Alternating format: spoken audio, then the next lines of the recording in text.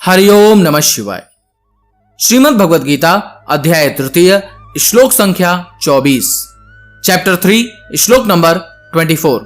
सर्वप्रथम श्लोक। उत्सिदेयुरिमे लोका न कुर्यां कर्म चेदहम् शंकरस्य च कर्तास्यम् उपहन्यामि महाप्रजः। श्रीमद् भगवद गीता गीता प्रेस गोरखपुर में अध्याय तृतीय श्लोक संख्या 24 का अनुवाद कुछ इस प्रकार से बताया गया है। इसलिए यदि मैं कर्म न करूं तो ये सब मनुष्य नष्ट भ्रष्ट हो जाएं और मैं संकर्ता का करने वाला हूं तथा इस समस्त प्रजा को नष्ट करने वाला बनूं। श्रीमद् भगवद गीता यथा स्वरूप में अध्याय तृतीय श्लोक संख्या 24 का अनुवाद कुछ इस प्रकार से बताया गया है।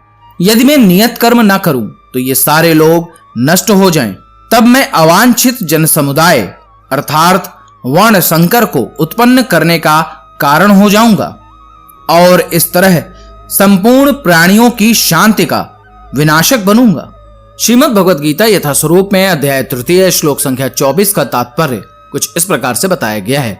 वर्ण संकर अवांछित जन समुदाय है जो सामान्य समाज की शांति को भंग करता है। इस सामाजिक अशांति को रोकने के लिए अनेक विधि विधान हैं, जिनके द्वारा स्वतः ही जनता आध्यात्मिक प्रगति के लिए शांत तथा सुव्यवस्थित हो जाती है। जब भगवान कृष्ण अवतरित होते हैं तो स्वाभाविक है कि वो ऐसे महत्वपूर्ण कार्यों की प्रतिष्ठा तथा अनिवार्यता बनाए रखने के लिए इन विधि विधानों के अनुसार आचरण करते हैं। भगवान समस्त जीवों के पिता हैं और यदि वे जीव पथभ्रष्ट हो जाएं तो अप्रत्यक्ष रूप में यह उत्तरदायित्व उन्हीं का है। अतः जब भी विधि विधानों का अनादर होता है तो भगवान स्वयं समाज को सुधारने के लिए अवतरित होते हैं। किंतु हमें ध्यान देना होगा कि यद्यपि हमें भगवान के पद चिन्हों का अनुसरण करना है तो भी हम उनका अनुकरण नहीं कर सकते। अनुसरण और अनुकरण एक से नहीं होते। हम गोवर्धन पर्वत उठाकर भगवान का अनुकरण नहीं कर सकते, जैसा कि भगवान ने अपने बाल्यकाल में किया था। ऐसा कर पाना किसी मनुष्य के लिए संभव ही नहीं है। हमें उनके उपदेशों का पालन करना चाहिए, किंतु किसी भी समय हमें उनका अनुकरण नहीं करना है। श्रीमद् भागवतम में इसकी पुष्टि की गई है। श्लोक।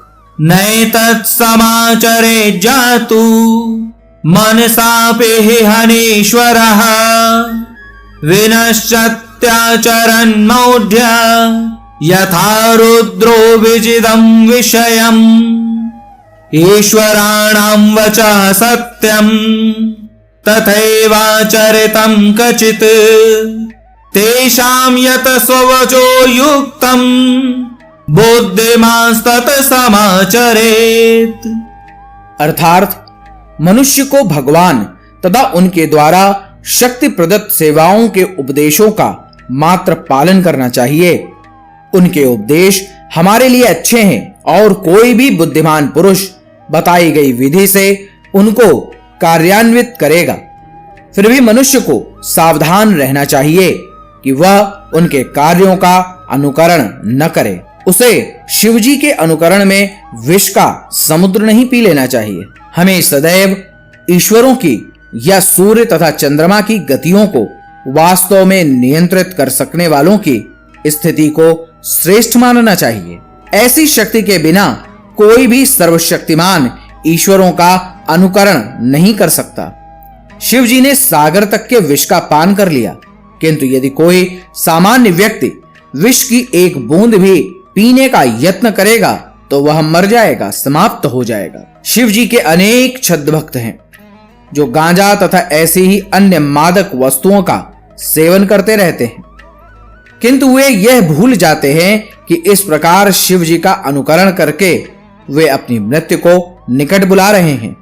इसी प्रकार भगवान कृष्ण के भी अनेक छद्म भक्त हैं जो भगवान की रासलीला या प्रेम नृत्य का अनुकरण करना चाहते हैं, किंतु यह भूल जाते हैं कि वे गोवर्धन पर्वत को धारण नहीं कर सकते अतः सबसे अच्छा तो यही होगा कि लोग शक्तिमान का अनुकरण न करके केवल उनके उपदेशों का पालन करें, ना ही बिना योग्यता के किसी को उनका स्थान ग्रहण करने का प्रयत्न करना चाहिए। ऐसे अनेक ईश्वर के अवतार हैं जिनमें भगवान की शक्ति नहीं होती। हरिओम नमः शिवाय। अब आप मेरे साथ बोलिए, हरे कृष्ण कृष्ण कृष्ण हरे हरे, हरे राम राम राम हरे हरे।